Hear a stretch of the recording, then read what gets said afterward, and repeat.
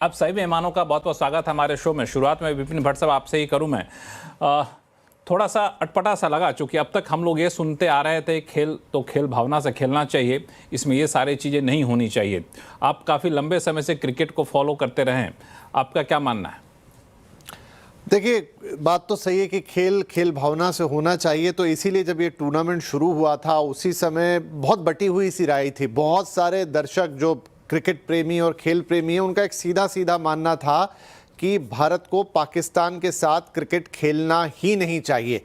जब आप उनके साथ इस तरह के एक नाजुक रिश्ते में इस वक्त हैं जहां पर वो आपके यहाँ आतंकवाद को बढ़ावा दे रहे हैं और जहां तक बातें पहुंच गई वो सब जानते हैं, तो अगर ऐसे में आपको दुश्मन देश के साथ क्रिकेट खेलनी ही क्यों है। और उस समय काफ़ी निंदा भी की गई, बीसीसीआई की निंदा हुई, कुछ हद तक सवाल भी उठे कि सरकार भी इसको क्यों अलाउ कर रही है। लेकिन फिर जैसे जैसे टूर्नामेंट आगे बढ़ा तो उसमें भारत जीतता गया, बाकी देशों से भी जीता, पाकिस्तान को 3 मैच हराए। और डेफिनेटली जब टीम इंडिया पाकिस्तान को हराती है तो उसका आनंद कुछ अलग ही होता है क्रिकेट में।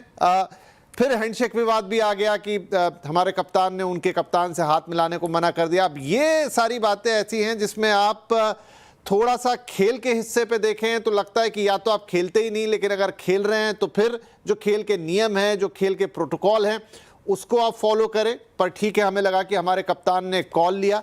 अब जो ये आखिरी दिन हो गया कि ट्रॉफी ही टीम इंडिया को नहीं मिल पाई जीतने के बाद, तो एक सवाल जो हमने रिपोर्ट दिखाई उसके अंत में उठाया बहुत वाजिब है कि क्या इसकी तैयारी पहले से नहीं की जा सकती थी। ये तो सबको पता था कि अगर ट्रॉफी दी जाएगी तो जो नियम के अनुसार एसीसी के जो प्रमुख हैं और वो इस समय पाकिस्तानी हैं वही आके देंगे। तो क्या बीसीसीआई को इसमें कोई पहल कर लेनी चाहिए थी या आईसीसी को इसमें कुछ इंटरफेरेंस पहले से कर लेना चाहिए था? ये सवाल उठेंगे ही।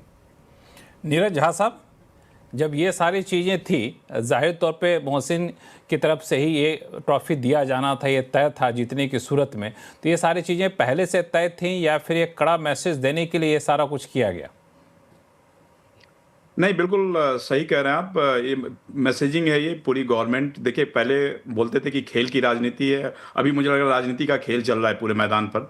और उस हिसाब से देखिए, तो ये पता था कि हाथ नहीं मिलाएंगे, वो कंट्रोवर्सी हुई। फिर हुआ कि ट्रॉफी के साथ फोटो नहीं खिंचवाएंगे। वो मतलब एक चीज तो इंडिया का मानना पड़ेगा कि इंडिया हर चीज में कॉन्सिस्टेंट थी कि हमें ये नहीं करना है तो नहीं करना है। वो ये अच्छा डिसीजन है कि हम कि पहले मैच में कर रहे हैं, दूसरे में नहीं कर रहे हैं, तीसरे में कर रहे हैं। तो इन्होंने कंसिस्टेंटली इस चीज को किया।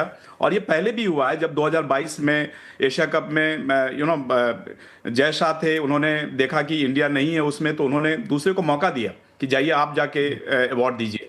तो ये सिर्फ ईगो की लड़ाई है, ये सिर्फ छोटा दिखाने की लड़ाई है कि इंडिया को किसी तरीके से छोटा दिखाया जाए, क्योंकि ट्रॉफी अल्टीमेटली पिक्चर में मोहसिन जी ही दिखेंगे।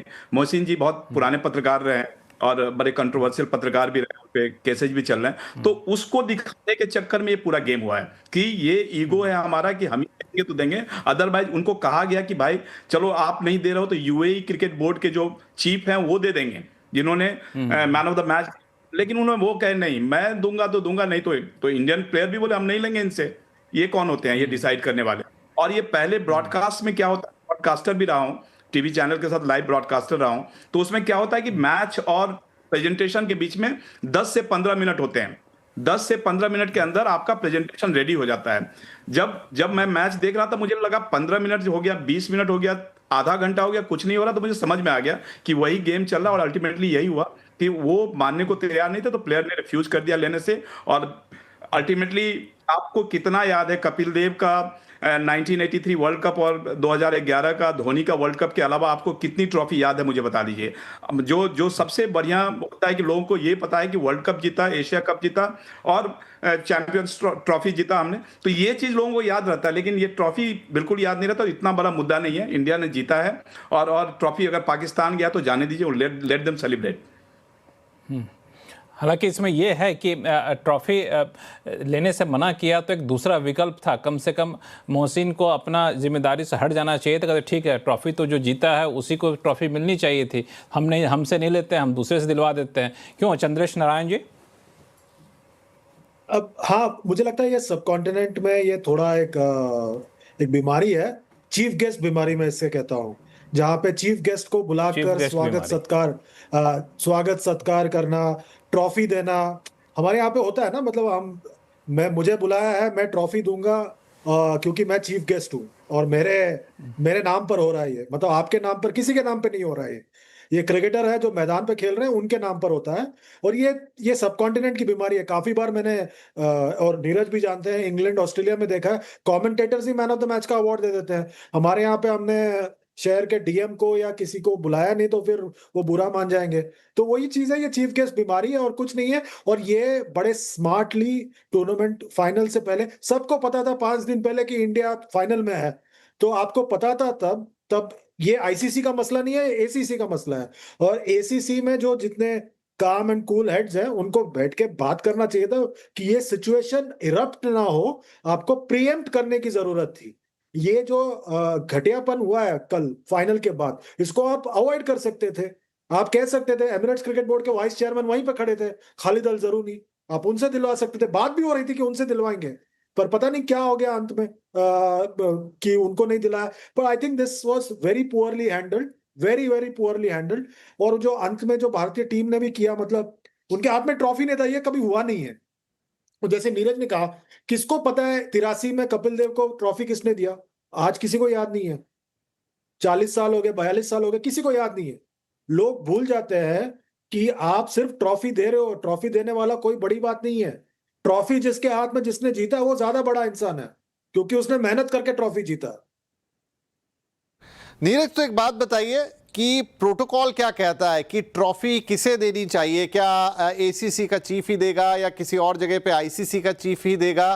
प्रोटोकॉल क्या कहता है? और अगर मान लीजिए कि नहीं ली हमने कल ट्रॉफी, उसके बाद प्रोटोकॉल क्या कहता है? वो ट्रॉफी अगर नहीं ली कप्तान ने तो वो ट्रॉफी भेज देनी चाहिए, वो मेडल्स वापस टीम मैनेजमेंट को दे देने चाहिए अगर स्टेज पे नहीं लिया तो?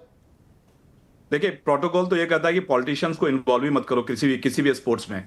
आप देखिए, एक पाकिस्तानी इंटीरियर मिनिस्टर, जिसको होम मिनिस्टर अपने यहाँ कहते हैं, उसको आप कह सकते हो कि आओ और अवार्ड दो? आप कोई भी वर्ल्ड का कोई भी फुटबॉल उठा के देख लीजिए, ईपीएल देख लीजिए, जो कि इससे बड़ा कोई इवेंट होता नहीं है फुटबॉल में। नहीं, पर वो एसीसी के चीफ भी है ना, वो तो ठीक है, पाकिस्तान में इंटीरियर मिनिस्टर होंगे। सही बात है, लेकिन बिल्कुल सही बात है, कंट्रोवर्सी डे वन से है। एक ऐसा गेस्ट है जो एक ऐसा अवार्ड देने वाला बंदा है जो कह रहा है कि आप, पाकिस्तान टीम को खुल के कह रहा है कि आप जो करना है करो ऑन द ग्राउंड, मैं आपके पीछे हूं। तो आप एक तरह से आप अपनी टीम को आगे बढ़ा रहे हो। आप कह रहे हैं कि इंडिया को गाली दो, हम तुम्हारे साथ हैं, इंडिया को ये करो, हम साथ हैं। और फिर वही बंदे को आप, जब ऐसा बंदा होना चाहिए जो नॉन कंट्रोवर्शियल बंदा हो। ऐसा नहीं कि पाकिस्तानी से अवार्ड नहीं लेना है, लेकिन जो उनका कैरेक्टरिस्टिक्स रहा है पिछले 10 दिनों में, आपने देखा होगा 15, जिस तरह से उन्होंने डिफेंड किया, गलत को गलत नहीं बोला है।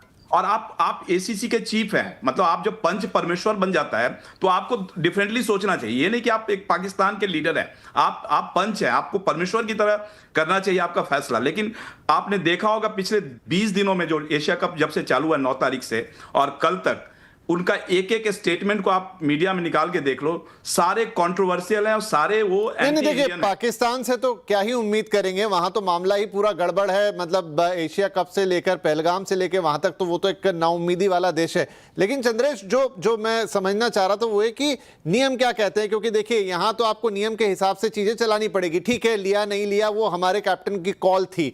प्रोटोकॉल का एग्जैक्ट जो किताबों में लिखा रहता है, जो नियमावली में लिखा रहता है, एसीसी में, आईसीसी में, वो क्या कहता है?